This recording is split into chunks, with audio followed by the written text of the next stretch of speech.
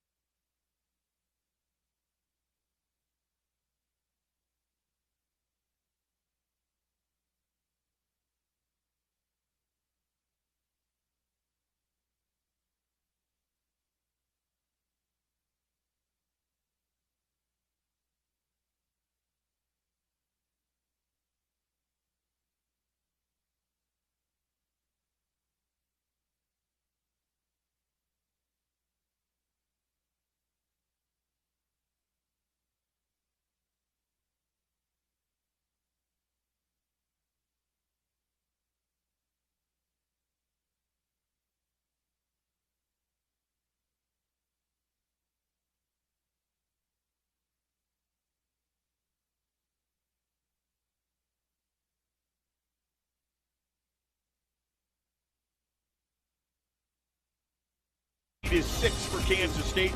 Dampier going to keep it himself straight ahead. Devon's got first down yardage to the 31. The ball's out! The ball's out! Kansas State's got the football! Oh no! The first turnover of the ball game is a fumble by the quarterback, Devon Dampier. Pistol formation. Avery Johnson gives straight ahead Jackson. 15-10-5 touchdown. And Utah's in real trouble now. 2-point effort now for K-State to try to put them up by 14. From the 3-yard line, Avery Johnson. Backpedals to pass toward the end zone, incomplete and intercepted. Utah's got it. They'll try to bring it out. They will. Up the sideline, 20. This one might go. Here we go. 50, 45, 40, 35, 30. This could be big. Can he get there? 15, 10, 5. Touchdown. Teo Johnson, it's 2 points the other way on the 2-point conversion. Back at the K-State 44. Dampier to pass. Lots of time. Good pocket. Pumps once. Scrambling to his right. Looking down the field and caught. What a grab. Where do they call Larry it? Simmons all the way to the 23. First and 10 for the Kansas State 20. Dampened to pass. Good time. Outside. Throwing toward the end zone. Caught. Touchdown. Wow. Larry Simmons with an acrobatic move. He beat Donovan McIntosh, and it's a Utah touchdown.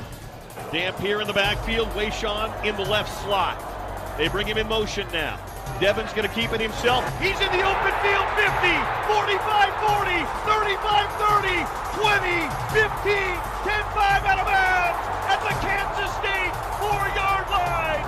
Devon Dampier playing the role of hero. First and goal, Utah. Devon by himself in the backfield. Dampier brings Parker in motion. Devon keeps it into the end zone. Touchdown! Wow. Touchdown, Devon Dampier! And Utah leads it with 54 seconds to play. Utah in front, 50-47. Johnson to pass again. Utah bringing pressure. Johnson scrambling out to his left-hand side. Avery Johnson over the middle. It's intercepted! It's intercepted! It's intercepted! That's the ball game! That's the ball game!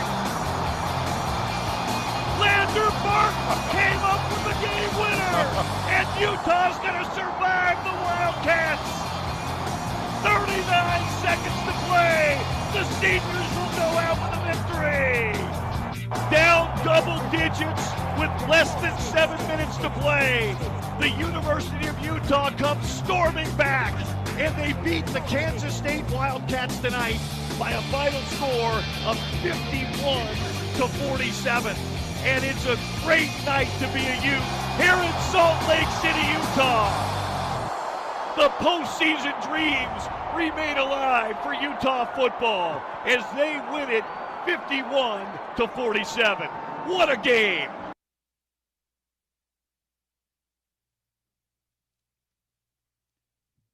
(51-47) the final score in what was a barn burner between Kansas State and Utah last week. It keeps Utah's postseason, Big 12 championship, all of their hopes alive in that regard.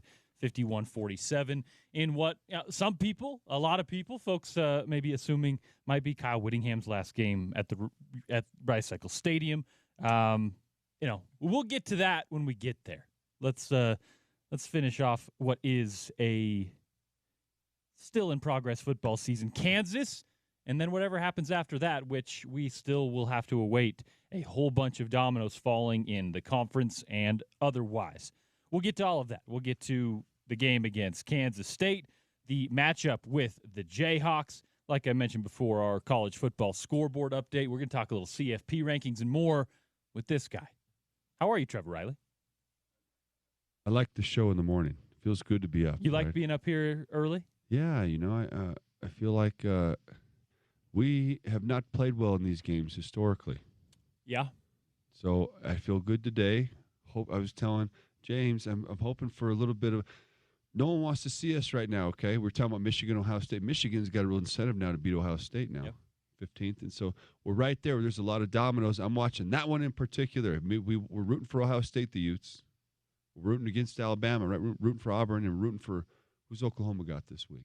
LSU. So we're rooting for LSU, okay, Auburn, and Ohio State. So there's some games around the country that you're going to want to watch. Some of them will get going here around the same time the Utes do. Of course, that's the first game we'll have kickoff. So we'll be true pregame festivities today, as there's no games going on at the moment, and we'll give you the lowdown on Utah and Kansas, and look back on, Trevor, what happened last week. We're gonna Incredible. we got to do a little bit of that. Incredible. We got to Best do a game little of the bit year, of that. dude. And we'll In get all to of it all. college football. Best game. So much fun.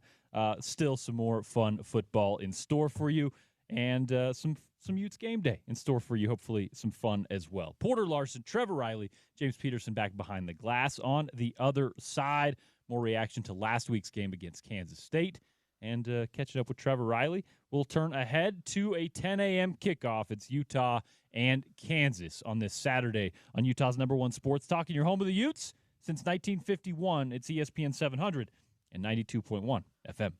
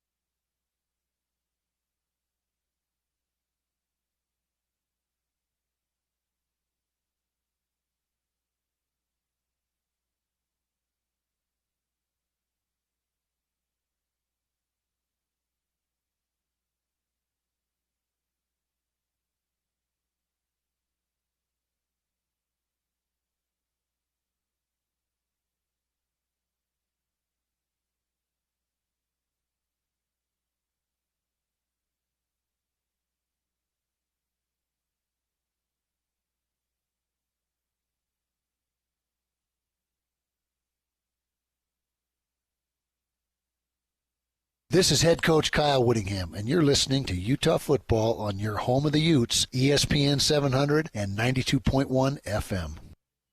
Kyle Whittingham, head ball coach, bringing us back in on a Utes game day on ESPN 700, 92.1 FM. Porter Larsen, Trevor Reilly on a morning edition, taking you through it.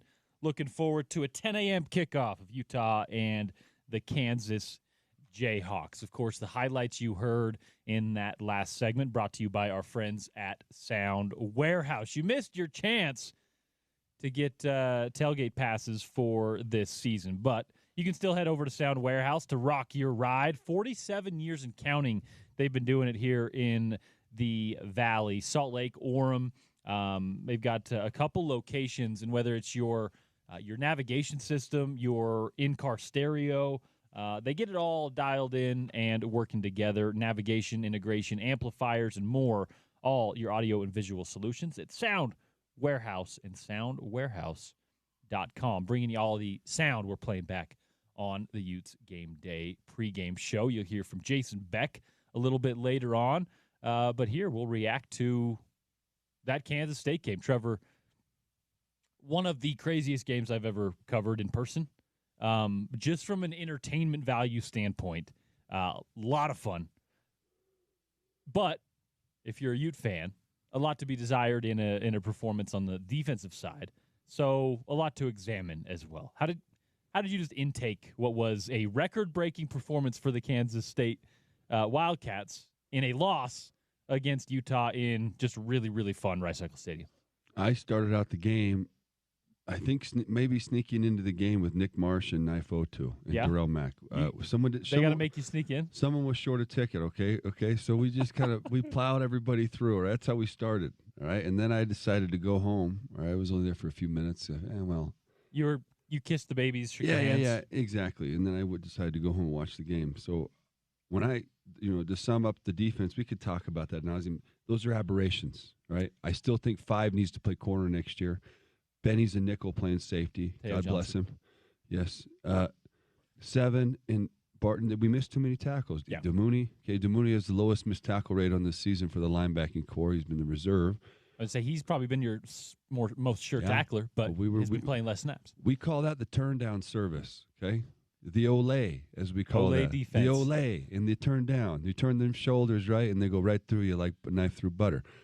But the game was fantastic in the fourth quarter, right? What I saw was Smith Snowden selling out in the last series. So to get that 4-down stop there, we needed that 4-minute drill, right? In the fourth quarter in general, he was phenomenal. Yeah, because he turned it up, right? When you're making money, right, he's making business decisions at times, not him, but everybody. It's a subconscious thing. Okay, when you're in the pros and everything's going good, sometimes you watch it on.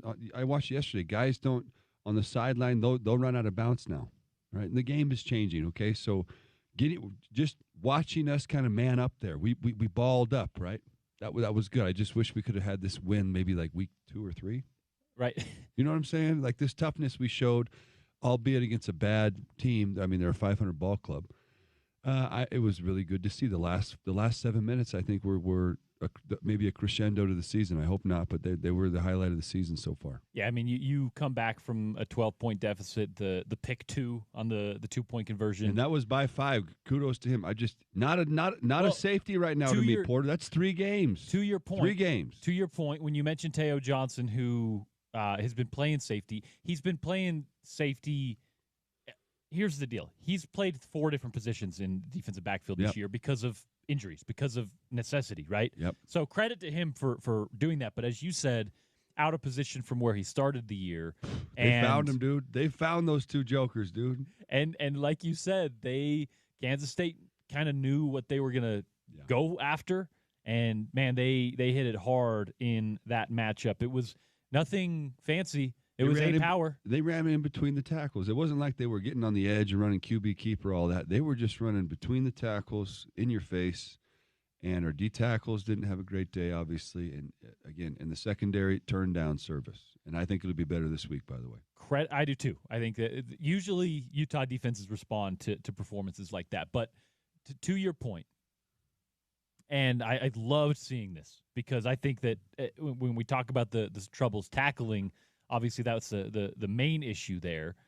But Lander Barton, Teo Johnson, they had really rough games. And then in the fourth quarter, in those big moments, as you mentioned, Trevor, guys that are getting paid to make those plays in those moments coming through, right? So after Lander has that game, he comes through with the interception to seal it. Yes. Teo with the picks, with the interception return. It seemed to me that the guys who had those big glaring mistakes early in the game, they really came through in the fourth quarter, and you got to love to see that. and it was a good product, right? Corner blitz in the 4-minute drill. I love that. Right? You don't see that too often. Right. Then you see Blander Barton picking a ball, 15, 20 yards downfield. He's turning sideways. In 5, that little I like him at receiver. Maybe did you see that hesitation he had on the sideline? He's got some really good ball skills, and with the ball in his hand. He kind of dead-legged the guy, right? And then he hit the Jets. Yeah. Right, and you're just seeing a different gear, and so I'd like to see him on the edge, whether it be offense or defense. And I hate to always bring up money, but you got to be thinking. I see him and Smith Snow. Is this the last game we're going to see of these guys?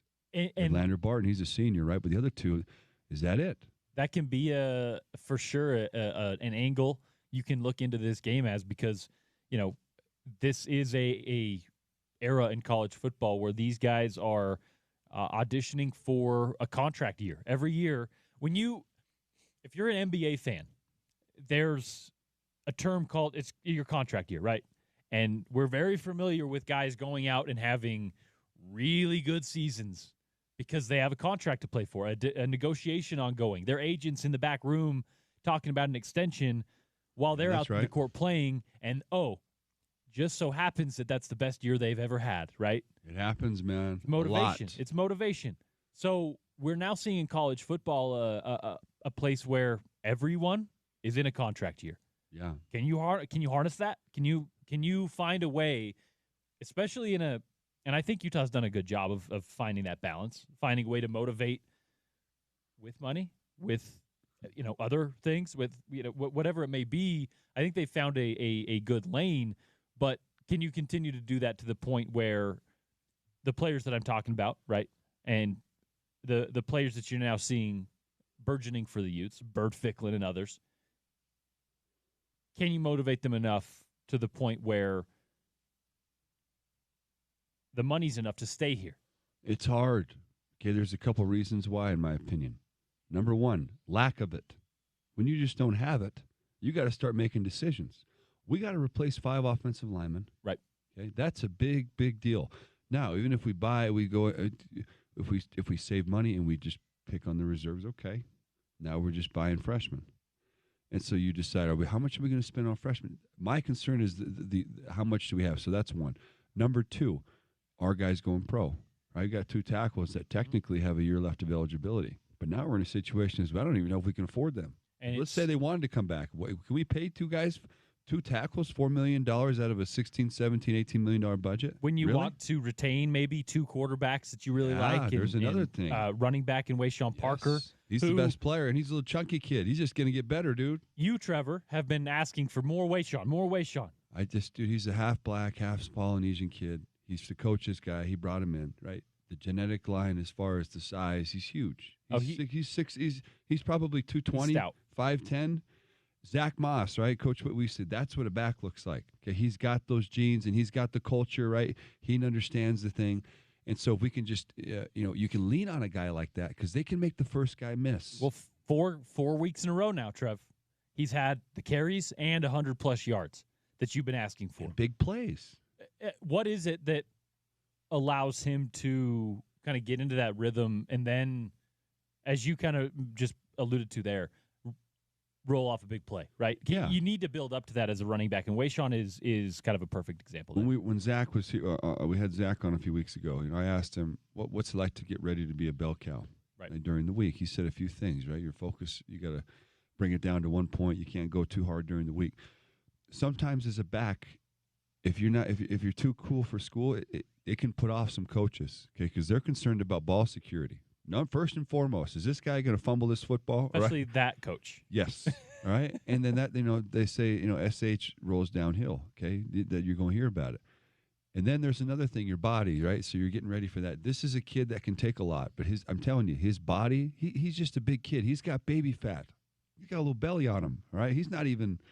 He's ready to take the extra hits. Remember when Zach made that transformation, right? It just happened one year. It was in between a sophomore and junior year. We're like, oh, my gosh. Oh, look at this guy right here. He was already a specimen, and then he kind of maturized in a way, became like a professional body and a professional back. He looked like for an the NFL last 2 player. years of his Utah career. And so Parker's got 2 left. All right, he's only 19. He's 19 years old. Yeah. I said, you're 19, man. My God, he's just a baby. I got a kid who's going to be 19 when he graduates high school. I look at the team as a tremendous. We're at a point now. We talked a little bit earlier. People calling for Coach Witt to step down because it feels good to their mind, right? For feels like reason. A good timing, maybe. Yeah, a round number. Right. Yeah, you get a good 10-win season. It's a good time to go out here. And it's not last year. Dude, we're right here. Okay, we're two things away from getting in this playoff, and we're talking about replacing the coach. I don't get that one. Not that I'm against Scally, but gosh dang, we're here. Right. That's why the money is so disappointing, right? That's the other thing. The last thing I wanted to say about this, in relation to what we were talking about earlier, is the coaching situation. It's up in the air, right? That means the portal might be a disaster. Okay, it might be. It opens January 2nd. We got to retain what we have now. Let's say we max out, right? Right. Now we can't buy anybody. That means we're still going to throw the ball next year because what we have on the roster ain't good enough, obviously. Yeah, man, it's going to be interesting. Obviously, Kyle Whittingham and his decision on his future will be made shortly after the Utes wrap up and kind of know their postseason plans. And then we were right to it. I mean, recruiting, it never stops. So we'll get right back to roster building.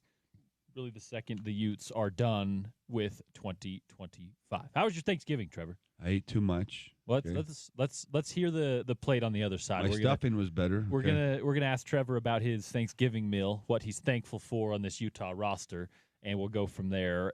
A Utes game day on ESPN 700, brought to you by our friends at Red Bull. I need a Red Bull this morning. 6:30, 6 a.m. kickoff for our pregame show.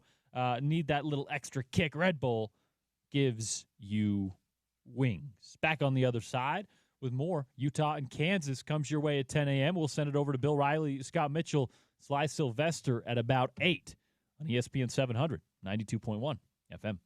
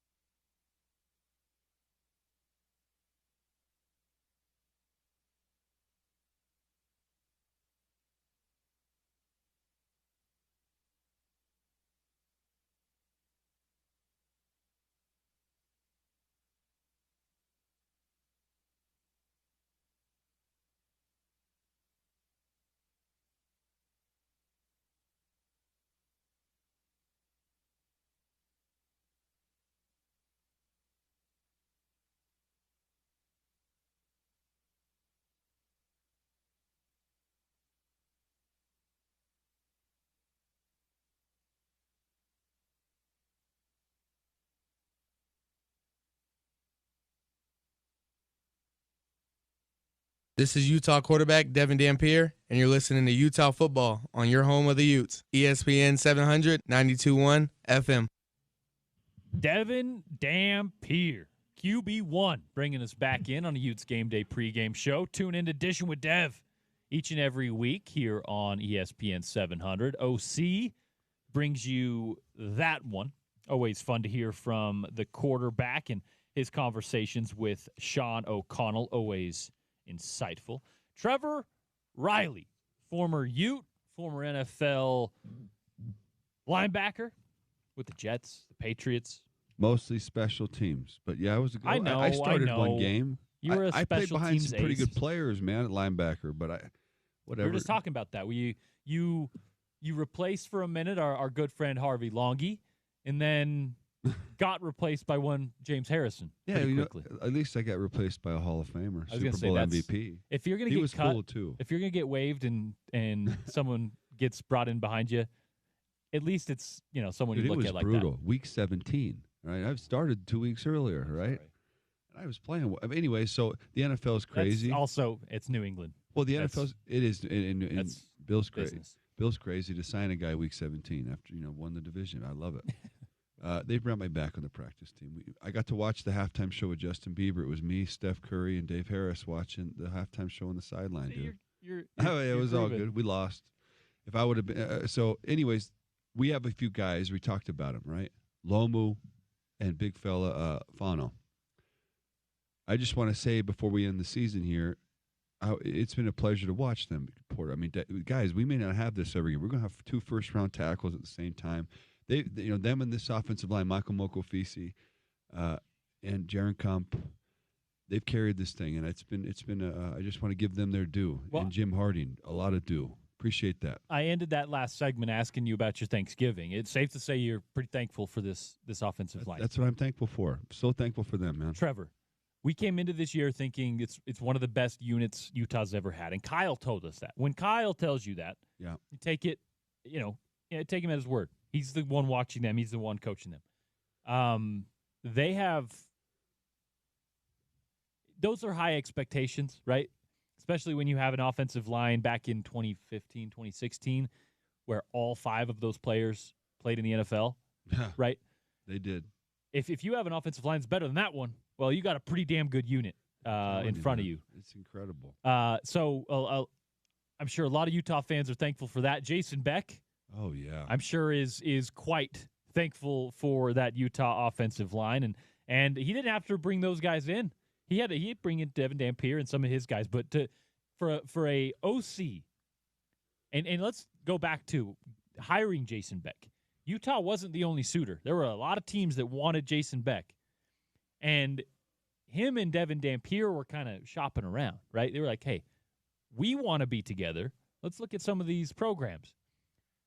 How big of a plus is that for Utah to be able to not only sell themselves, sell Kyle Whittingham, sell the quarterback projects that they've had with Huntley and Cam Rising and the development of those guys, but you can also sell, hey, look at this Wasatch front we've got.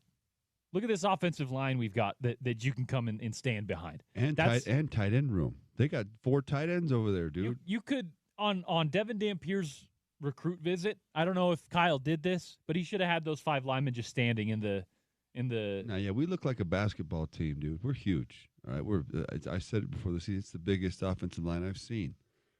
And our center's huge, man. He's 6'6", 330, right, 320, and he's ripped. Looks like Nate Solder. Utah's jumbo set, if you will, when you get an extra O lineman or sometimes 2 extra O linemen in there if Jason Beck's feeling froggy. It's the biggest positional unit in college football. If you just want to put like weights on the field, and it's by a wide margin, actually. When you've got 7 guys on the field sometimes, when you put in Tuolonga or a few of the other guys that they use as extra backs, you got 7 guys on the field that are over 300 pounds. And, I just to bring up a quick thing, this isn't necessarily how Utah's built their teams since we got good with McBride, right? We've mostly been about speed, actually. A lot of time, yeah. Get to the edge, get the speed. Yes, absolutely. Urban, we started that stuff, right? And when Kyle had his best years, even though we were running the ball downhill, we could attack the edges. You were a counter to Alabama's we're going to body you. We're going to beat you one-on-one. Utah said, we're going to go out there on the sideline and see if you can keep up with us and run circles around you. I remember Iowa State head coach, saying after we put 70 on him, it's the fastest team he'd ever seen. That was in 2010. Mm-hmm. So, we talk about this O-line and everything. Now that they're going to be going, right, we may lose the tight end, Bentley. Those are, a lot of big guys, a lot of more lumbering guys. They're not really speedster guys, right? More positional players, I call them, right? A tight end's a positional pass catcher, and a blocker that's usually a positional blocker. Porter, would you like to see the roster change a little bit, go a little more, spend a little more money and energy on speed? What's your take on that? You always need that speed, right? You're going to have to bring guys like Daniel Bray back. You're going to. Oh yeah, I forgot about him. I think that some of the speeds on the roster, just to be clear, we've seen. That's one that stands out to me. Well, Nate Johnson. Do we need some length at receiver? I don't know. What do we need? Well, man? to do me, we need to substitute these two tackles? We can't fulfill those salaries. What do you want to do with it? When you are talking roster building, number one, tackles. Let's go there. Yeah. If it's not broken this year and you need to replace it, hey, go see what the best tackles you can find are, and copy and paste. Right. That being said, I do believe that they tried to in the transfer portal this year, and we saw Larry Simmons come, kind of start to feel comfortable the last few weeks. Yeah, he's looked good last week. Nice fade ball catch. Still Tobias Merriweather hasn't flashed, and he's actually lost a lot of reps, I think, because of the way he played early in the year. So you still don't have, and Ryan Davis got hurt. So if you're Utah, you're going to have to replace the outside wide receiver threat. They're expensive. Whatever that looks like, good one. Like you said, yeah, they're expensive. But I would like to see some of that, newfound NIL cap space, if you will, because you're going to likely lose a couple of first rounders. I would like to see that on some outside talent, and preferably a wide receiver who fits the bill, right? A guy who looks like Tobias Merriweather, sure, and can come in here and match the production as well. And so we now have another thing. How do you recruit a receiver when you turn the tape on from last season? And Utah's just running the ball down everyone's throat. I'm just saying, you can see what I'm talking about now. Now it gets real complicated. Now what we've had is a season, and now we're Iowa. You want to come watch? This is an Iowa season. You want to come play wide receiver at the #1 rush team in the Big 12? Not only that, you get a chance to play quarterback if you come to us, okay? Yeah. Well, you get to play, so that's a hard sell, right? What happens now is when we went hard on this, guys, is it's like mortgaging your house, right? You get a second mortgage. You got to pay two. You got to pay it twice every month. Well, and so now it's a double. We've doubled down on the run, right? Now, what are we going to do? How do we get out of this thing, or do we stay in this lane? What's the next? Very complicated things that have to happen. I think the portal opens January 2nd. Well, it's funny, Trevor. This is a conversation we've been having about Utah football forever, at least definitely the Kyle Whittingham era. It's always been this identity, right, where you run the damn ball, you play defense. You limit the other team from scoring. You care for the football. And to get a team in Kyle's later years, we won't say his last year, but, this late in his stage, that is best in the conference, maybe best in the country at running the football. Best in the history of Utah. Of course they're going to lean into it, right? And rightfully so. But like you said, it doesn't change the now 20-plus year kind of perspective of your program that, hey, if I'm a wide receiver, it might not be the first, second, third, fourth, or even fifth place I look, because I hear about Zach Moss and Devontae Booker and even what Joe about Williams. Devon Bailey? And you don't hear about but I get your point. It's a tough sell, and so you have to decide what kind of kid are we going to take now. Do you bet on maybe a young deer? Play a young person. He's got great measurables, but he hasn't done nothing. Do you play freshmen? Do you go get criminals? And you bring up Devon Bailey. I think if you're Utah, you also have to be realistic with yourself and use those stories as well. Devon Bailey, Tim Patrick. Walk on. Travis Wilson. Guys who... Yeah, he should have been a tight end. I mean, but he made good money for 2 years playing tight end. He did. He didn't necessarily see NFL action, but he made a couple $100,000 playing pro tight end, right? So if you're Utah, you can also use the fact that, hey, if you come here, we may not blow up the stat sheet in the wide receiver room, but Tim Patrick didn't have a 1,000-yard season. Look what he's doing in the NFL. We can still develop you regardless of your position, regardless of what your stat sheet says. we can develop you into an NFL body, an NFL athlete, and that is valuable. Well, here's what I would do. Keith Jones, LSU, or excuse me, Grambling. Mm-hmm. There's the HBCU guy. He's 6'4", about $190. He can run a little bit. There's another kid at Riverside City College, okay? He's a wide receiver. Just look at whoever their leading receiver is. He can ball. We're going to have to find guys like just, you know what I'm saying? It's going to have to be where, you know what, okay, I'll take a little bit of cheese. Whatever. We'll throw the ball 30 times. I'll block. Okay. And you mentioned community college guys. You mentioned HBCUs, man. Utah is going to have to use the $1 out of 15 cents, brother. Exactly what they've been good at for decades.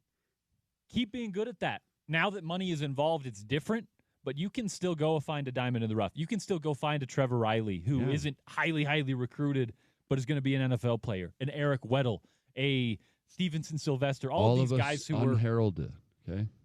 All of us. Right.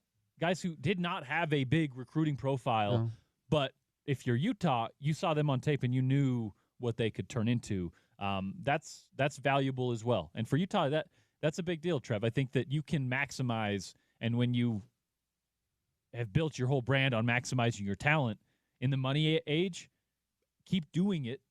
You're just going to have to find a different way to do it in a different We're going to take group of four. We're going to take group of four or whatever it's called now, group of whatever, caliber players. We're going to bet on those guys because they're going to be cheap, and maybe we can bet on Measures. Maybe he's a step slow, but he can catch.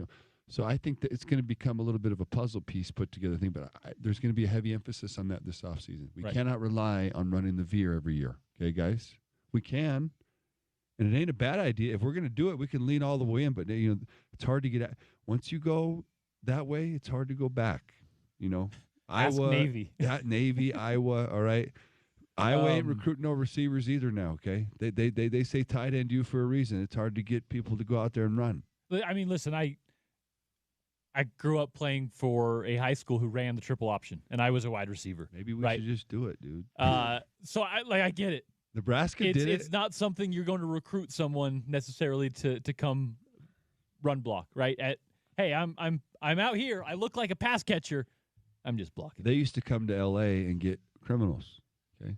Lawrence Phillips, rest in peace, among other people. They used to come out there and get some longest yard action. Well, that's like what? Man, they're going a long ways to get some speed now, all right? We're going out to Earl Meggett? Yeah, you heard Earl Meggett. He's so fast. How about Dave Meggett? Makes fast people look not fast. 90s punt returner, New York Giants, Super Bowl champ, and New England Patriot. Any relation? I don't. Maybe they named the guy after him. Okay, that guy's from. They made two versions of that movie, didn't they? Well, so there's like in the original with Burt Reynolds, with Burt, and then the one that because with how old I am, I didn't know there was an old one. The first one I saw was with Adam Sandler. That was the longest yard for me. Funny quick story is my uncle trained Adam Sandler to be quarterback for that movie. Sean Salisbury. Okay, they were homeboys. Sean was on ESPN. And this is timeout. I forgot about that. This is why I love having Trevor Reilly on the show because I bring up a movie with Adam Sandler from mid-2000s. So he's got a connection to it. Sean's doing things. He's got a nationally syndicated show in Texas. He was on ESPN, and then he was at SC as a quarterback. And we know about Sean. But yeah, he's I will say, there are some moments in that film where he's spinning that ball. Yeah, he's got that over the top, right? Okay, he's coming out and he's ripping that C, as they say, man. Oh. Sean's still training quarterback. He trains kids, man. I love it. I think Adam was his first client, though. That's interesting. He did it, and he just got to go hang out. I'm sure they paid him a service fee, but yeah, that's kind of a cool story. Adam Sandler quarterback connection on your Utes game. Have you seen him hoop? Show. He can hoop, dude. He's like a weird high IQ hooper. Athlete. He's a high IQ hooper. He Jokic type player. Passes like crazy. Yeah, he's much shorter. Very fun to and wider. He wears baggy. He wears cargo shorts when he hoops, dude. It's very funny to see him in public because he just does not care. As far as like the status symbol thing, he's just a dude. He said he went just to a dude wearing shorts. He said I thought I was becoming a star, and I went to a Laker game with George Clooney in the early '90s. He said no one even knew who I was. But I'm just saying the guy's been connected to the sports world. I mean, this has kind of been his thing, right, with Happy Gilmore and everything. But and he's just like a real fan. It's not like a Yeah, I'm you're right. tying myself to sports because I know it can make me more famous That's or right. get me more fans. That's a very Well, common like thing Timothy to do. Chalamet, suspect, right? Until I heard him talk about the sport. He knows He ball. knows. Okay, so I was going to say, his I'll give it college to him. game day broke down like ACC ball, American college. Or Like maybe he's a degenerate gambler. One of the two, you know. Hey, either way, if you're a degenerate gambler, you're at least watching the ball. I hear you. All right, on the other side, Trevor Reilly and I will continue a Utes game day on ESPN 700, 92.1 FM. We'll wrap up the first hour of the show. We'll give you a look at the Utes availability report and look ahead to Coordinator's Corner with Sean O'Connell this week with Jason Beck. In the final hour of the show, we'll take a look around the Big 12, around college football, at some matchups to watch. A lot of conference and college football playoff implications on the line on this rivalry Saturday across many teams in the country. It would be a lot of fun if that rivalry game in Utah was being played this week. You'd have two 10-1 teams potentially facing off for a chance in the Big 12 title game. Maybe we can get the Big 12's ear on the scheduling. Push that back just a little bit for entertainment value. Entertainment value there. Back on the other side, like I mentioned, college football scoreboard, Big 12 injury report, Coordinator's Corner, our predictions and keys for the game, and more. It is a Utes game day on Utah's #1 sports talk. It's ESPN 700 and 92.1 FM.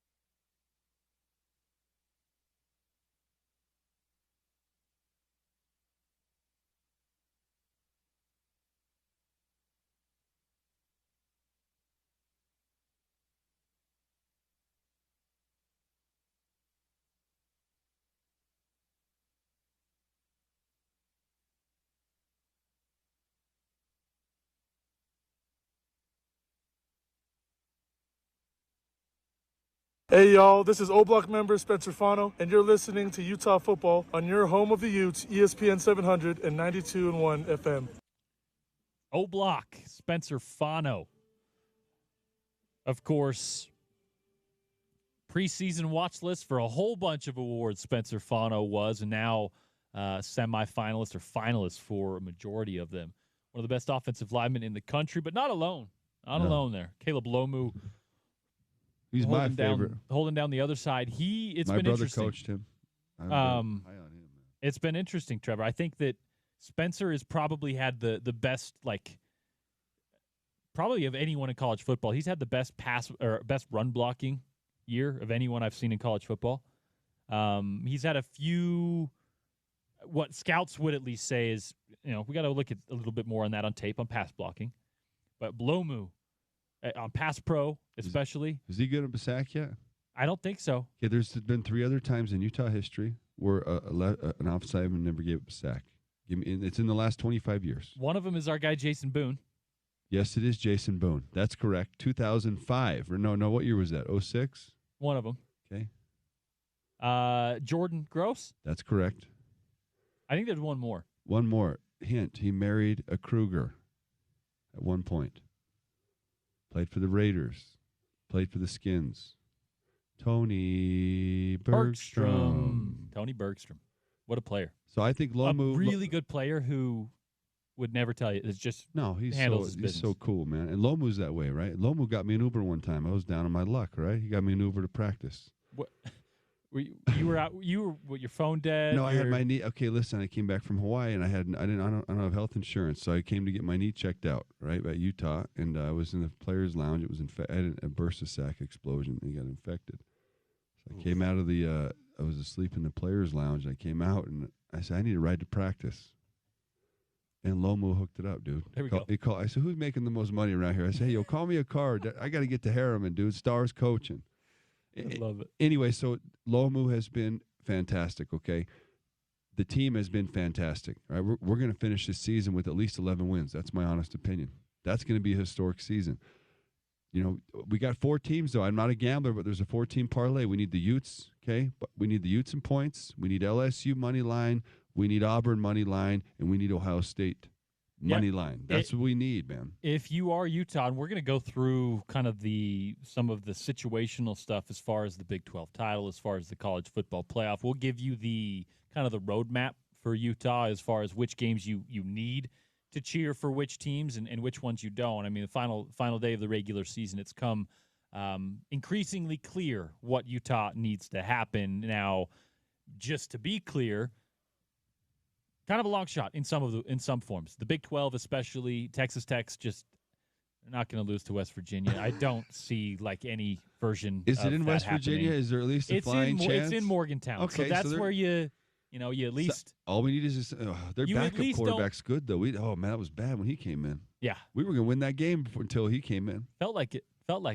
But yeah, we'll get to all of those scenarios and let you know Utah's roadmap to postseason football. Like I mentioned, Coordinator's Corner comes your way in the next hour, and we'll go from there. How about a Big 12 availability report? Oh, yeah. Trevor, for Utah, this is a team who late in the season here, pretty damn healthy. Like when you look in totality, we had the Fano went down. He looks like he might be good to go this week. You lose last week. You lose a few guys for the year, but all told, it seems like this is a roster who, when you look back on the last 2 years, which has been a train wreck from a training and health perspective, this year they seem to have righted the ship or ran out of bad luck, one or the other. Yeah. Probably a little bit of both. Well, the coach said they didn't train as hard in camp.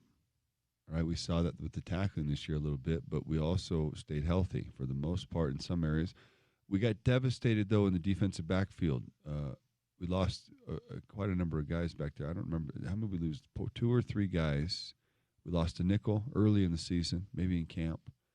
And so we lost a few key players, you're down right? Three guys. 3 really good players, right? Not just, rotational guys. And then one thing I'll say is we got to get better at D-tackle, right? That's not a revelation. Those guys got to play better. I don't think they've been awful, okay, but we need them to be dominant, right? We've been dominant at that position over the years recently, and they're being coached by dominant people. I think they will be. But that's a budgeting thing, all right? That's another thing, Porter. We keep talking about it. Nick Saban talked about it. Remember in his documentary, he's talking about this. I remember he's like, we had too many box safeties. Why don't we recruit maybe a corner to play safety? Right.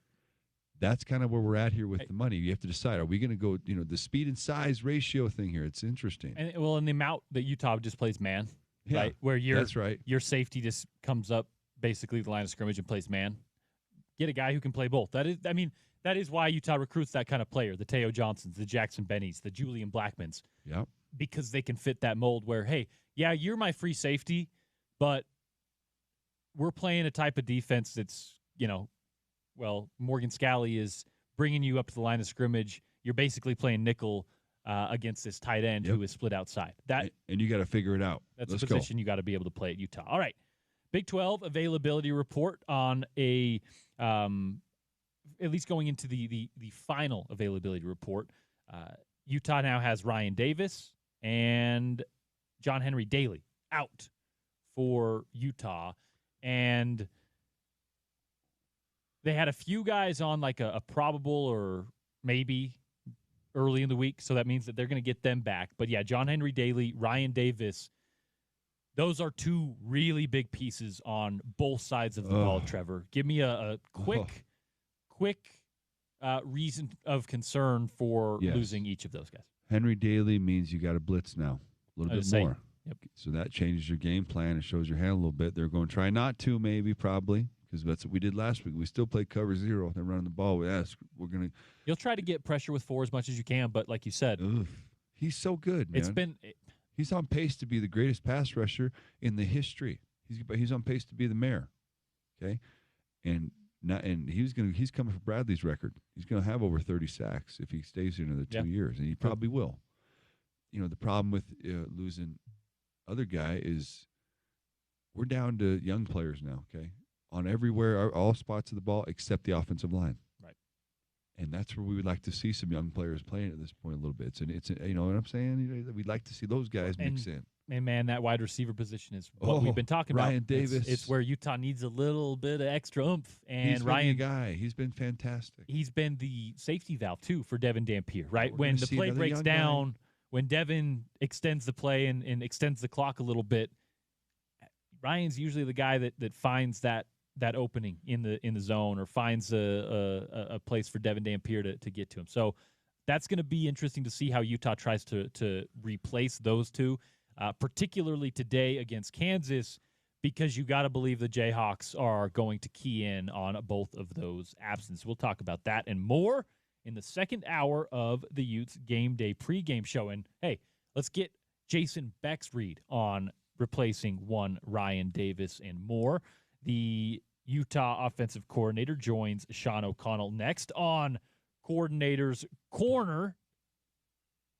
The Big 12 availability report brought to you by our friends at JBR Clinical Research and Cenexcel, conducting clinical research studies to fuel growth and advancement in the medical field, with studies currently on acne, tummy tucks, neuropathy, low back pain, osteoarthritis, and knee pain.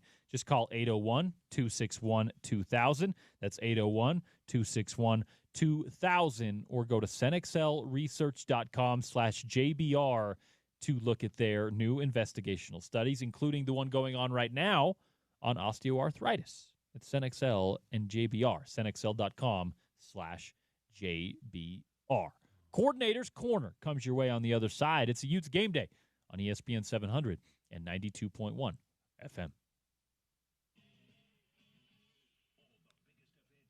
Who else is left at receiver?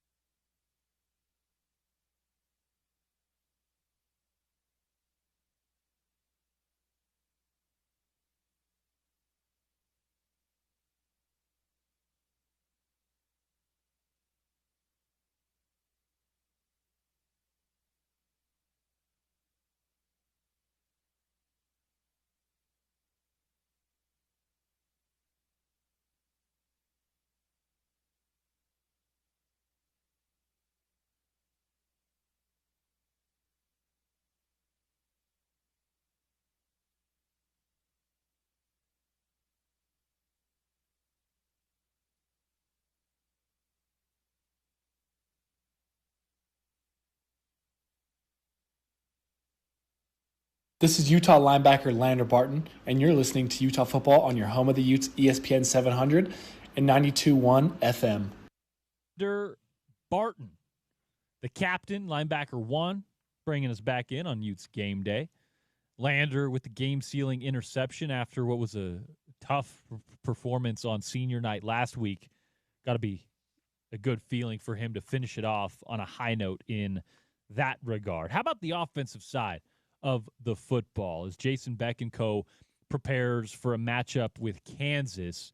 How did they get the 51 points up on the board against the Wildcats? And, well, what is their strategy going forward? The final game of the regular season. Anything they've left off the film review? Maybe a secret trick play for Jason Beck and co.? I don't know. It's the last week of the season. Might be the time you see it. How about a little coordinator's corner with OC? Let's dive into this week's matchup in the Coordinator's Corner on the Sean O'Connell Show. OC chats with Morgan Scalley and new offensive coordinator Jason Beck every week of the Utah football season. The Coordinator's Corner is brought to you by America First Credit Union on your home of the Utes, ESPN 700 and 92.1 FM. It's coming off a huge comeback. Coordinator's Corner here on the Sean O'Connell Show. Jason Beck, the offensive play caller at the University of Utah, coming off a huge comeback victory, one of the wildest nights we have seen at Rice-Eccles Stadium in a long time. Coach, just walk me through the feeling, whatever it was, when that game goes final, your offense puts together the comeback with help from the defense, of course. What was going through your mind at that point? You know, you're just kind of on, cloud nine. You know, just the thrill and the high of pulling that off and winning that game. And so, a lot of hugs and celebrating, and everybody's in high spirits. You know, in that kind of moment. I mean, a wild outcome. The one that all of us hoped for, of course. But the game itself did not play out the way that most of us thought it was going to. I know that you guys play complementary football, and I know that, you know, there's times when the defense has to carry the load and when the offense has to carry the load. In a game like that one, where for whatever reason the opposition is able to run roughshod over the defense, and you've got to really pull off a shootout. You got to outscore them in a shootout. Does it change the play calling at all, or how much does it change the play calling? Is probably a better way to ask that question. Well, you just, college football is wild, and you just never know what you're going to get going into it. But you do feel the value of each possession. Like, you really got to make each possession count and matter, which you're always trying to do. You know, you always take the field with trying to move the ball and score. But it just puts that much more of a premium on there that you need to keep doing that to stay in this thing, to give yourself a chance. And so, you just kind of got to adjust in real time and make those calls to help that happen. And obviously you did so successfully. We'll get to those final two scoring drives here in just a second. But as the game is progressing, unfortunately, you've got to do it without RD, Ryan Davis, who's a guy you know well, better than all of us do, having coached him now at New Mexico and at the University of Utah. He goes down, and we just saw on the injury report that he's out for this week against Kansas as well. Adjusting to the absence of a guy who's been so reliable. Creed Whittemore deserves a lot of credit. Larry deserves a lot of credit. But, man, that's got to be a little, a little stick in the spokes at least when it's happening in a game. Yeah, I mean, it's unfortunate, when you lose one of your really better players, and you got a lot of chemistry and time, in developing and being ready for what you're gonna see. So Creed, he did awesome stepping up and filling in. Same with Larry, and to an extent, JJ. Buchanan took part of that load, filling in, stepping up for those guys. So there's some things you kind of shy away from that you're not quite sure if you're ready with the chemistry of the quarterback and that new receiver filling in. And that showed up a few times. There were a few throws and catches we couldn't quite make because it just wasn't quite connected. But those guys did a really nice job stepping up, filling in, and making plays for us.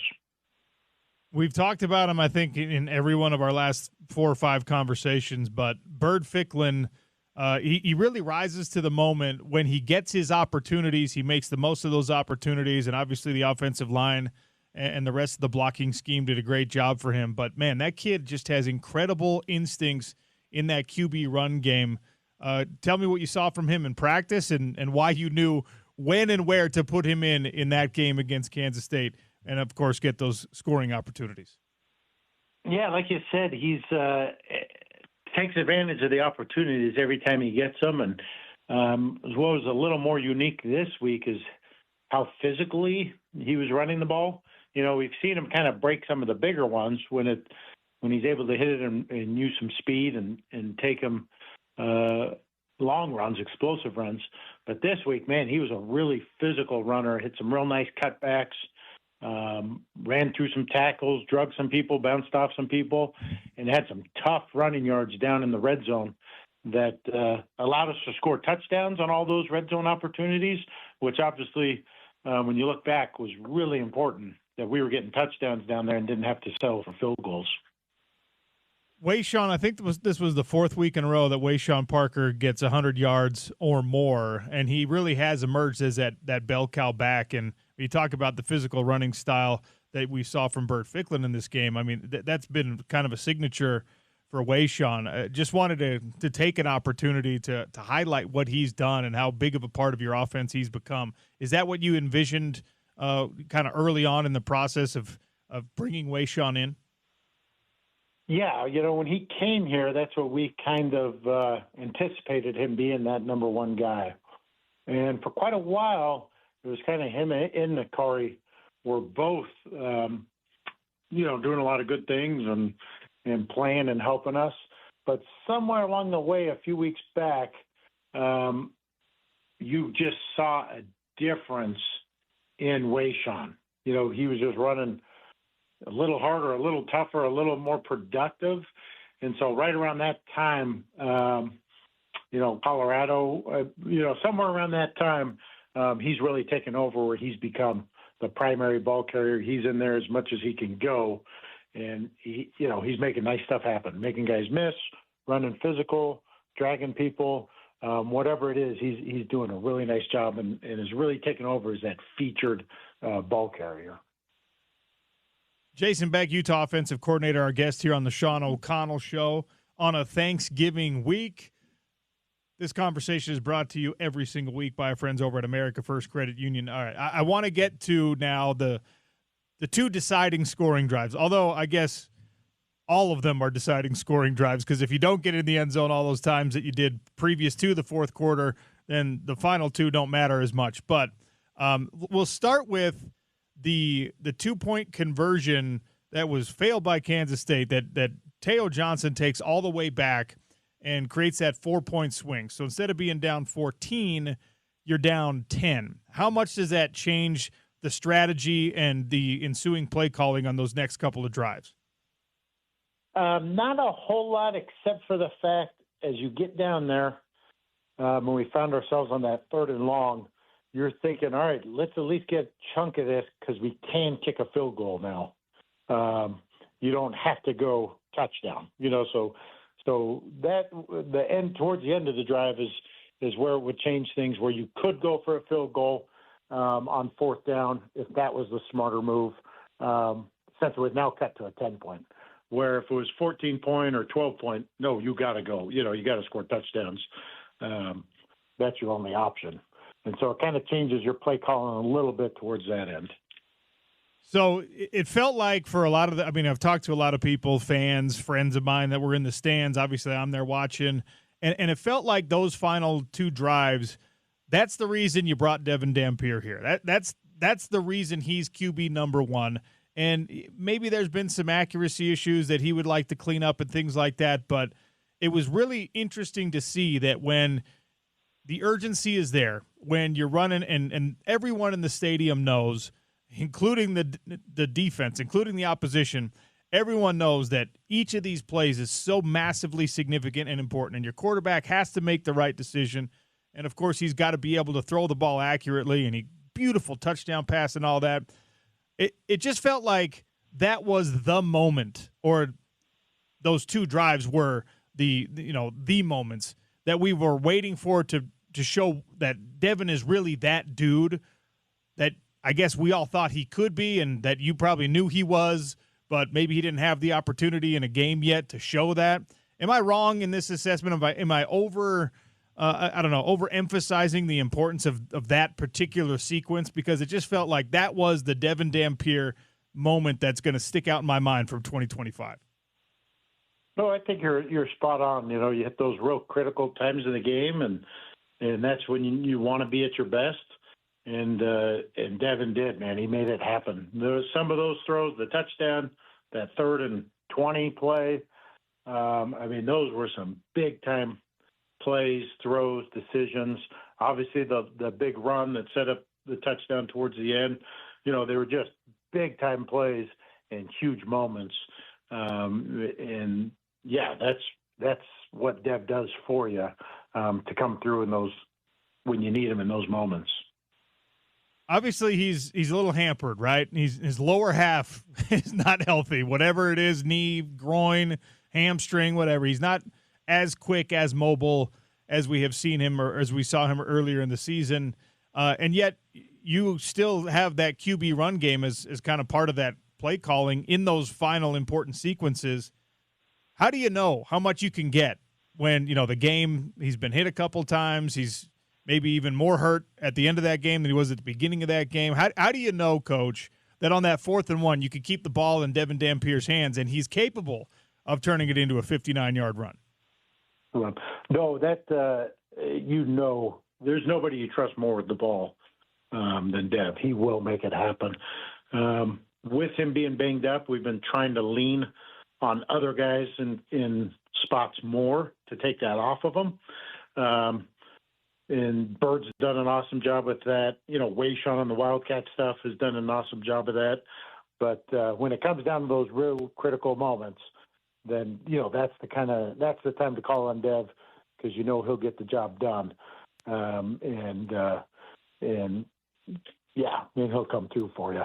Be honest with me, when that 4th and 1 play ends up going 59 yards. I know it's designed to get the first down. I don't know how likely the outcome is that it's going to be 59 yards right down to the goal line. What was your reaction? What were you doing up there in the booth? No, that was huge, because everything was preparing for how do we jump from this play into more tempo plays. Sure.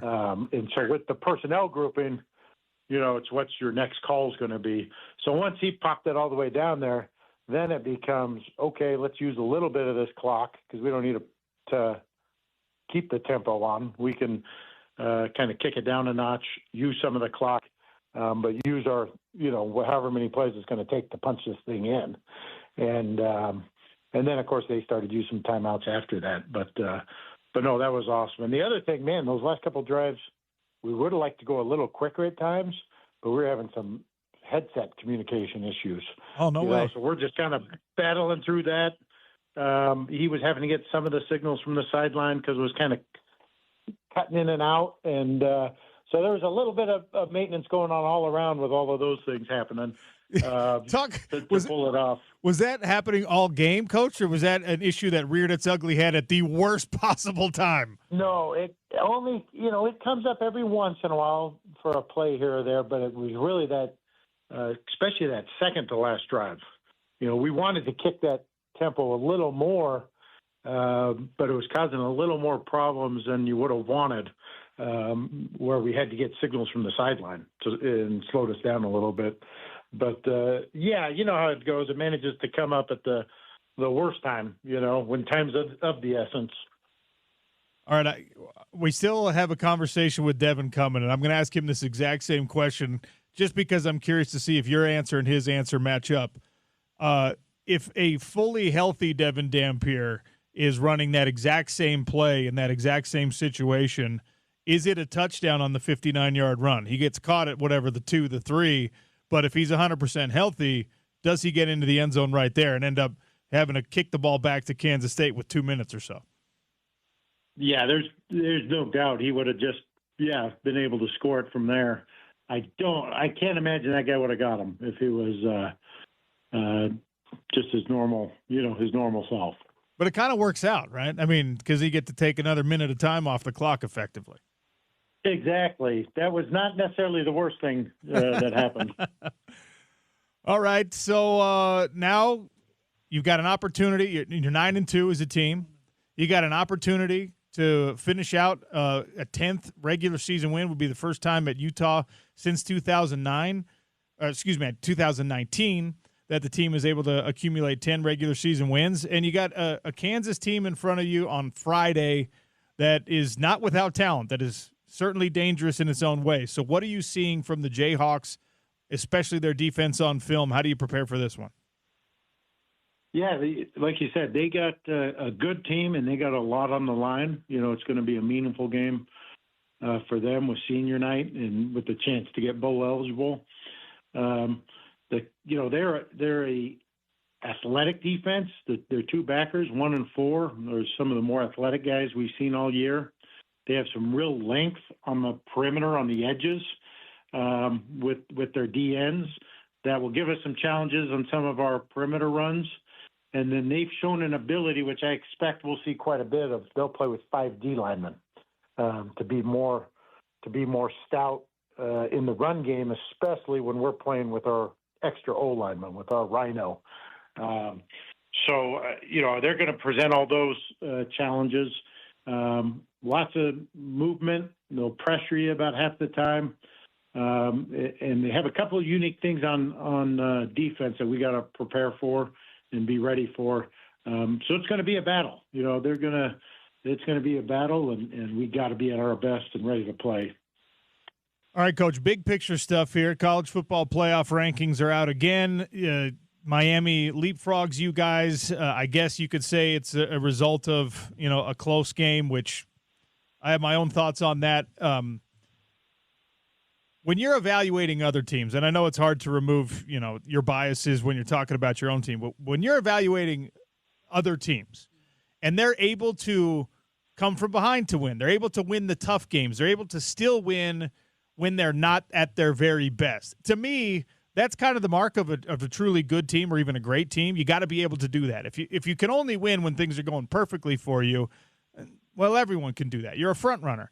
If you're able to do what you guys did on Saturday, I think that's actually the mark of a good team. Even though Morgan Scalley and Kyle Whittingham would tell me that's totally unacceptable and you're never going to give up that kind of oppositional rush yardage again. I get it, but I still think a win like that is proof that you're a good team. And again, I'm asking you to remove the Crimson biases here. But when you're evaluating other teams, is that how you see it? Or is it like, hey, you better be on your A game every week in college football if you're expecting to have people, think highly of you in terms of a ranking or whatever? Well, like we kind of talked about, in college football, man, all kinds of things happen. I mean, you can't predict it, you can't expect it, but the one thing you can't expect is that crazy things will happen. And so your ability to respond to whatever that is that comes up in your way is the mark of a really good team. It's more unique to have cruised through so many games we have where we've just really I've never been in a season where we've been able to sit guys in the fourth quarter so much because we've played so well on all sides of the ball and really secured the game ahead of time and played other people in the fourth. So no, you're always going to deal with those kind of adversity, and how you respond and handle and being able to overcome is a sign of a really good team. All right, last football question before I let you go. Spencer Fano is a finalist for the Outland Trophy. If he can win it, he would be the first Ute to ever do so. There's only been one finalist in Utah football's history. That was Jordan Gross, who's a guy you probably know. Just tell me why Spencer Fano should win the Outland Trophy. He is, as an offensive tackle, he is an amazing how athletic he is and how physical he is.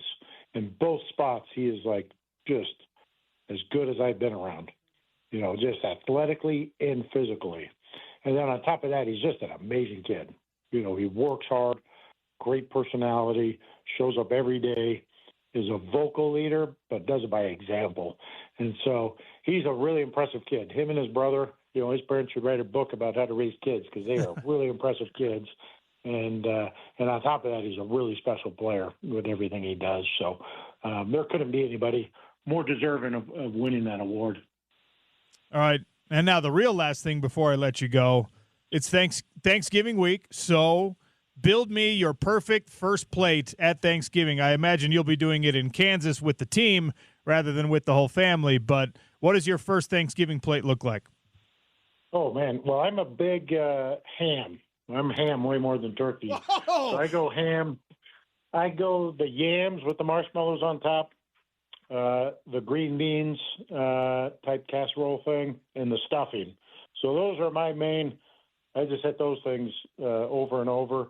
And then later in the week, you get to have a ham sandwich, with leftovers. I love the ham variant here. You lose me at the green beans, Coach, but I'm with everything else on that plate. So these are, I guess it's everybody's perspective. They're green beans with like some sort of like mushroomy sauce and like onion things on top. Yeah, I know the green. Whatever my wife does, I love them. That version of them. That green bean casserole is an improvement on the regular green bean, but that's like my least favorite food, so I still can't do it. However, that plate, letting the ham be the star of Thanksgiving dinner, it's probably controversial for some of our listeners, Coach, but I'm with it. I'm gonna co-sign and I'm gonna support your decision there. And hey, I've had all the deep fried turkey and this and that, and however you do it, the turkey's never as good as just a good ham. So, well, happy Thanksgiving, Coach. Good luck in Kansas, and we'll chat again soon. Okay, sounds good. I appreciate it, and same to you. Jason Beck, offensive coordinator for your University of Utah Utes. Happy Thanksgiving to him. That's Coordinator's Corner, brought to you by America First Credit Union. It's the Sean O'Connell Show on ESPN 700, 92.1 FM. OC and Jason Beck, hot takes there. Ham as the main character for your Thanksgiving? Trevor Reilly, thoughts? That sounds like my wife. She's the same. She says, I don't even like turkey. She said, Trevor, can we never have turkey again? What is wrong with people? I like turkey because I like turkey sandwiches the next week. Turkeys have like a legitimate argument to be the national bird. Yeah, well, we pardon them, don't we? Yeah, I mean, Trump pardoned a couple of them this year. The bald eagle gets the bald eagle gets the. Yeah, no hokey talk. Sorry, it's Thanksgiving. Come on, we can talk Hokies. I just meant, of course you think that because you're a Hokies fan. James Franklin, dude. What do you think, James? What do you think of James Franklin? I think he's a good coach. I think he doesn't. I think he's proven he doesn't necessarily. He can't necessarily do it at a national championship level, but and that's not good enough for Penn State. Right. It probably ought to be good enough for Virginia Tech to get 10 wins every year for however long. I was going to say, for me as a fan, I want him to win a national championship. So I'm like, if he couldn't win one at Penn State, But if you're Virginia Tech, it's a good hire. There's just no way you can really step around it. The recruiting footprint he already has in that area. Yeah, that's right. He knows what he's doing. He was in Vanderbilt. And when the second he was hired, I got ears out there. The boosters opened up the checkbooks again. So they're on board with it. That's kind of the name of the game today. So it'll be better. I don't know that it'll be the Beamer era, but we go along. I always go back to, and it's interesting because we of course have this conversation with Scally in waiting and Kyle Whittingham. I saw Frank Beamer retire, and I saw the guy. If you're a Virginia Tech fan, and if you know anything about their program, you saw Bud Foster, one of the best defensive coordinators in all of college football for how long? 2 decades? Yep. Should have been the guy that got the shot and should have got his shot.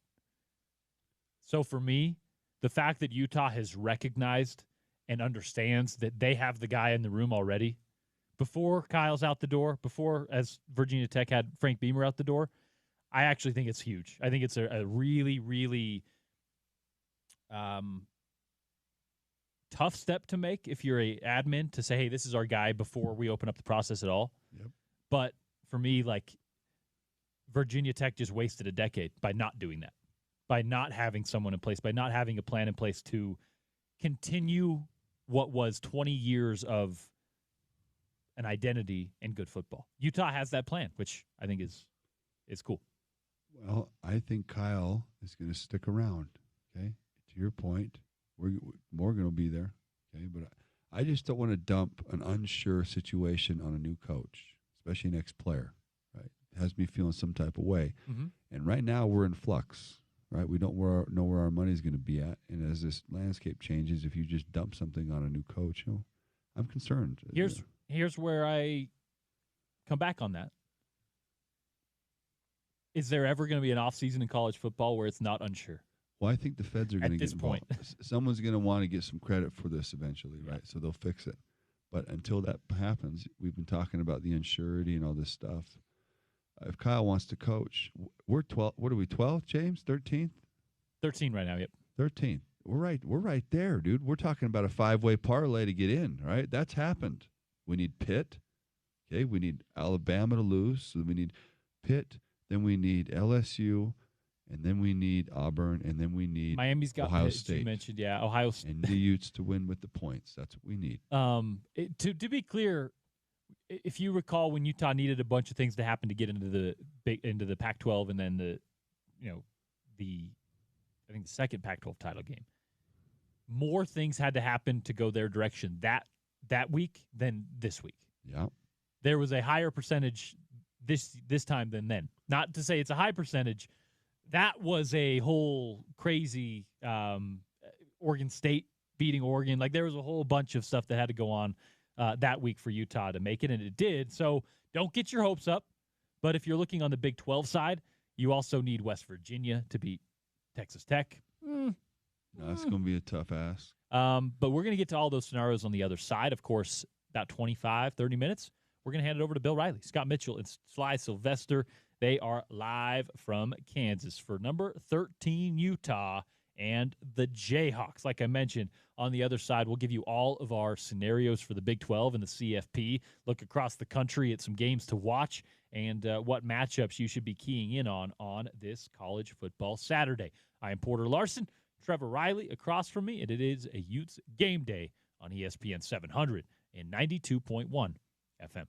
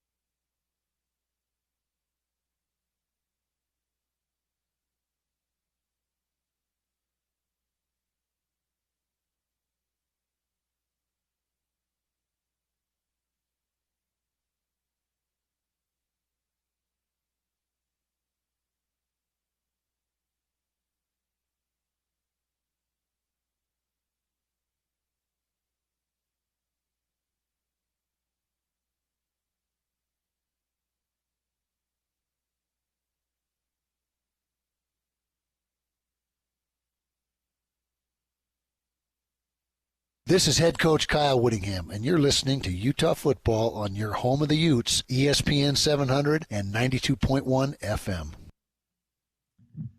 The head ball coach, Kyle Whittingham, bringing us back in on the Utes Game Day pregame show. Tune in each and every week. Kyle Whittingham coaches show, of course, his weekly press conference as well. Press conference each and every Monday, 11 a.m. right here on the station. And then the coaches show each and every Tuesday on the station, of course, during the college football season. Always appreciate Whit for taking the time on the media side. We know for coaches that's not necessarily their favorite part of the gig all the time. He's coming around, dude. That's why I think you should stay. I think he's a late bloomer. He's blossoming, maybe. It's funny watching Kyle. I don't want to say have to or be forced to, but maybe kind of begrudgingly become a little bit more of like a public type of character coach. He's a guy who would be more than content to exist in the background, watch the film, just coach ball, never do an interview, go home and just be a football coach. Yeah, man. But in today's age, you also have to be a CEO. You also have to be a public speaker. You also have to be like a lobbyist sometimes, right? When you're a college football coach. It's That's interesting right. watching Kyle turn into that. And he's done a good job, I think. He's turned into a statesman a little bit. I'm campaigning for Fred Whittingham to be one of our House of Representatives. I think the Whittinghams have tremendous talent. Brady being maybe the most talented, by the way. And Coach Witt is coming into his own. This guy has been a gym teacher for the better part of half a century. Mm-hmm. Put that in our brains, right? Now, you want me to be a politician? You don't think he's going to become the best of that? He mastered the system right before they changed the rules, right? We got left holding the bag a little bit there. Before NIL, we really mastered it, right? Literally, we're crescendo, as you mentioned a crescendo. Yeah, that was it. Right before college football got thrown into a we're right there, dude. Absolute loop. Kyle Whittingham really figured stuff out. He figured it out, man. He got the Reeled staff off a couple Pac-12 titles. That's right. Had a really good recruiting classes coming in, and then I just think Kyle and he keeps himself in shape, right? Mm-hmm. I think tell him he needs to do a mile a day. He needs to start doing some cardio with them knees. Okay. It is maybe not running. Okay, maybe something. I know he goes to the gym and does all kinds of stuff, but he loves that stair stepper. I want him to be living to be 110. So whatever I'm not a doctor, so get him in some kind of program where he's mentally pretty sharp, man, and he's his empathy is growing as he gets older and he becomes a grandfather, and that always helps when you're a serious person and you're a wise person. And I think that we'd be fools if he's doesn't want to coach next year. We should make a new department, president of the team. Well, let me ask you about that, because this is what I want to. Fred Whittingham going to Congress and Brady running him. That's what I see. This is why I want to ask you, because for me, it whether it's this year or next or the year after, I don't think Kyle Whittingham is like going to coach into his old age, right? I think that he has told us that, and he wouldn't have told us that unless he had kind of already made that decision in his head. He watched his father, I don't want to speak morbidly, but he watched his father coach himself to death, right? Yeah, I don't want that for Coach Whitt, man. And Kyle is a smart guy. Kyle is a logical guy who, not a prideful guy either, who's going to let losing to BYU his last time keep him in, right? Or something like that's not going to keep Kyle in the office. So I want to ask you, what does that look like post-coaching? Because as we've alluded to, Kyle saying he's hanging up the whistle and he's not being the head coach in name does not mean he's leaving this program. He's the highest by paid, any means. What does it look like? He's the highest paid employee in the state, right? And he's going to continue to be one of them, if not the, as he goes down the road of advising the team whenever he quits coaching. That's in his deal, I think. As of today, Kyle has a contract that, number one, goes on past this year if he wants it to. Yeah. He's got to make a decision technically. I'm sure that he can manage things how he wants to this season with postseason. Technically by December 8th this year of what it looks like going forward. But there's also a part in there where it says, hey, when you do retire, there's an advisory role with a salary with your name on it already. I'd rather have more like this, not advisory, CEO. Like you were saying, president. Right? We need someone who's going to basically negotiate for us with people who got a lot of money. Mm-hmm. And we need a pro. So if Kyle put a team together, okay, and obviously we need Fred because, Kyle and Fred, they come to go together, but we need to send Fred to Washington as per Ron McBride's request. We need representation out there. And Fred played at BYU, and so did Kyle, and they got down with the Lamanites, and they're on our side now, okay? So we should put this thing together where whenever Kyle wants to, a CEO type of guy, Presidente, as we can call him, and then we build a team and we start raising some funds and really making some good decisions with that money. Okay, that's a real thing. Get the former players involved, Utah Players Association. I'll give Kyle an army, a biker army, right? We'll put vest on. The UPA, and Kyle can be our leader, okay? I love it. Well, Kyle already rides the cycle. No okay? sleeves. No sleeves. We're going to Jackson Hole every year. That's our trip, all right? Come if you want to. Pay your own way. Anyways. Make it a recruiting trip. Come on, man. And then we'll start doing Maybe this. Not Jackson. If you join Club 22, our sweepstakes, right? Every month we're going to you want to go on a ride with the crew, dude. Special place. So there's all types of avenues, but we got to start taxing the 98%, and we need to start giving back, right? We got to start engaging more with the community. And if Kyle's ready for that type of role, I think he'd get about, 2,000 ex-players? He'd have all our support in addition to all the fans. Porter, would you support that type of operation? Absolutely. Well, and here's the thing. James, what do you think too, man? You and I, Trev, have been talking about this for a while. Where's the whale? Where's the Cody Campbell? Cody Campbell's the Texas Tech booster, right? Let's crowdsource the money, man. Let's make a real operation here, dude. And it doesn't necessarily just have to be some tech billionaire. It doesn't have to be a Ryan Smith. If we can be the Packers, man. Kyle Whittingham retires and wants to be a liaison / president. Well, I think Dave Checketts would help him. I heard him say as such. Right. And Dave's son, guess what he does? He works here. Voice of the Utes almost during the week. So we got all type of stuff, dude. Broadway Media can handle all the third-party payments because that's a big piece in that. The athletic department does not want to be involved in that. They can't. And so, technically, it's got to be a separate revenue, right? And now Kyle can be our man living in both worlds, right? We got to have a guy living in. He's got to live in both worlds. Kyle can be the guy. It's interesting because, as I mentioned, he was a linebacker 20 years ago. He was not a public speaker. He was not like. Yeah, you're right about that, man. He's a late bloomer. He was wearing a neck roll. Yeah, I love it, man. When he got hired to be a coach, right? And now he is turning into this guy who is a public figure, as we talked about, a CEO, a statesman. He's wise, man. When he speaks, he says some really smart stuff, right? He really is put together. He's well read. He's always when you talk to Kyle, he's asking the questions now. He's not doing a whole lot of talking. I'm interested because we talk about, and we don't want to see him hang it up, right? As a coach, a lot of people are, I guess, and rightfully so, a little weary about that. But his second act is not going to be just riding off on skis and never seeing him again. I'm always going to. I promise you that. I'm going to hedge with Kyle because of the talent. All right, I'll be quick. Kyle could coach next year, but if he doesn't want to coach, we need him. We need his time as a CEO. We need him, dude. We need his wisdom and his time. So I'm excited for what's ahead. Yeah, I'm very, very confident he's going to be around in several ways post coaching, at least for a little while. R&R Barbecue brings you that last segment. 11 locations, couple in Idaho out there too. Locally owned and operated for 12 years and counting. Great for catering and more. It's R&R Barbecue, rnrbarbecue.com. Hey, nothing for your lunch, your entire Saturday of college football watching? rnrbarbecue.com. They deliver too.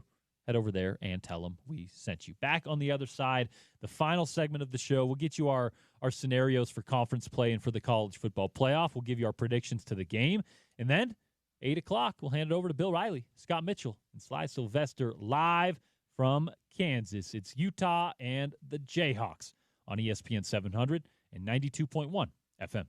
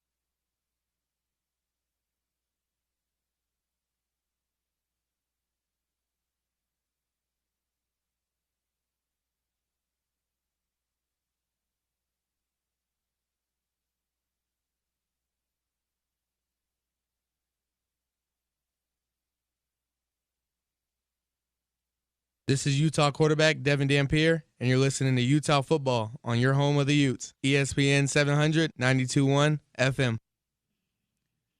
Devin Dampier, QB1, bringing us back in on the Utes Game Day pregame show. How much Dampier will we see? How much Bert Ficklin will we see? Always the conversation with this Utah team as we head into kickoff against Kansas. It's number 13 Utah on the road for their regular season finale, their final game of the Big 12 slate. Speaking of the Big 12 conference, hey, how about a little scenario watch for you on what could still happen in the Big 12. Of course, Texas Tech, your front runner, they clinch a spot in the Big 12 title game with a win over West Virginia or an Arizona State loss. For BYU, our neighbors down south, a win over UCF clinches their spot in the Big 12 title game, or an Arizona State loss, or a BYU loss plus a Texas Tech loss, and an Arizona State and Utah win would get BYU back in the conference championship. On Arizona State side,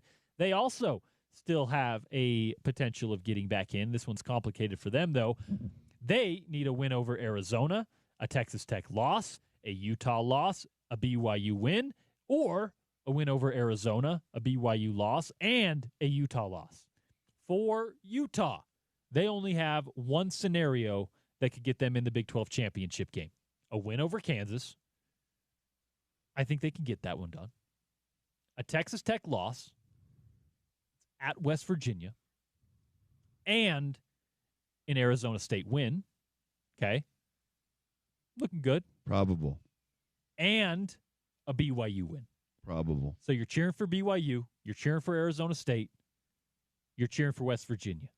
Add it to the... If those all happen and Utah gets a win over Kansas, you're backing your way back into, well, not back into, your first time in the Big 12 Conference Championship game. So that is the scenario for Utah on the Big 12 side. The college football playoff side, that one, as we talked about, it's the at-large bid. So there's no direct scenario, right? You're still, you're just guessing at the end of the day. Miami, Alabama, Notre Dame, Oklahoma, these are the teams that you are really looking at. And when you look at the matchups, Trevor, Miami has number 22 Pittsburgh. They are on the road. Auburn in Alabama, the Iron Bulls, always one to watch. Notre Dame is at Stanford. Andrew Luck and co. hopefully got something in store for the Irish. Oklahoma has LSU, so that at least gives you some hope for a competitive matchup there. Ole Miss is at Mississippi State. Oregon is at Washington. Texas Tech, as I mentioned, at West Virginia. Georgia Tech has Georgia, but, of course, Georgia only with one loss. A&M, 0 losses. Indiana, no losses. And Ohio State clean as well. They have a couple of ranked matchups there, but with those teams with 0 losses going into the final week of the regular season, they're likely in whether they win or lose. It's a long shot, Trev, but it's still there. There's a chance. You're telling me there's a chance. I would say there is a chance, but it sounds like Dumb and Dumber. Right. It's like it's a lot of stuff, dude. That was 2 minutes worth. Okay, that's a lot. We handle our business, and then you just cross your fingers because you really do need like a parlay type, lottery type situation to happen. Hey, it's happened before for Utah though. I'm looking at what I look at the teams that are just ahead of us, right?